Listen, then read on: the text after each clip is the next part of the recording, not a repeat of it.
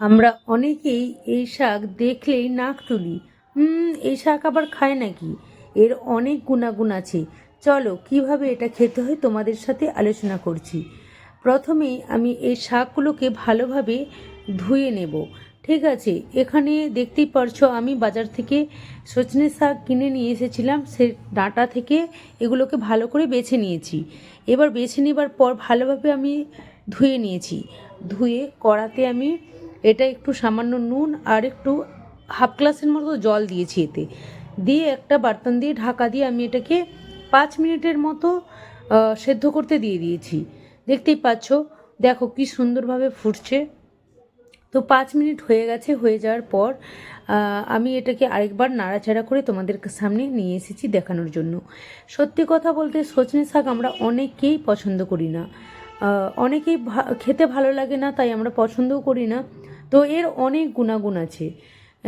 আমি শাকটাকে ভালোভাবে ধুয়ে নিয়েছি, এই সেদ্ধ হয়ে যাওয়ার পর জল গেলে নিয়েছি। জলটাকে ফেলে শাকটাকে ভালোভাবে জল ছেঁকে রেখে দিয়েছি। তারপর কড়াটা গরম করে নিয়েছি। কড়াটা গরম করে নেবার পর এতে 2 চামচ সর্ষের তেল দিয়েছি, ফোড়ন দিয়ে দিয়েছি, একটু সামান্য ফোড়ন আর একটা কাঁচা লঙ্কা দিয়ে দিয়েছি।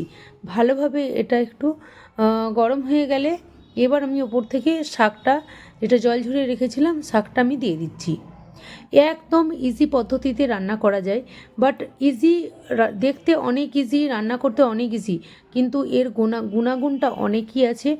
যেটা হচ্ছে এটা খেলে অনেকের আমাদের ব্লাড প্রেশার কখনো বেড়ে যায়, কখনো কারো কম হয়ে যায়। প্রেশার কমাতে বা বাড়াতে এর অনেক উপকার।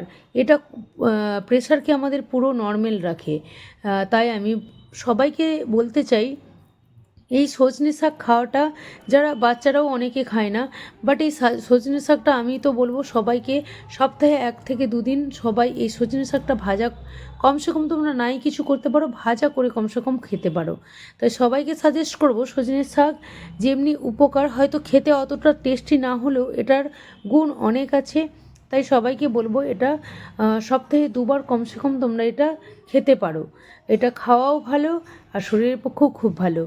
ভিডিওটা কেমন হয়েছে অবশ্যই জানাবে। আজকের মতো আসছি, টাটা।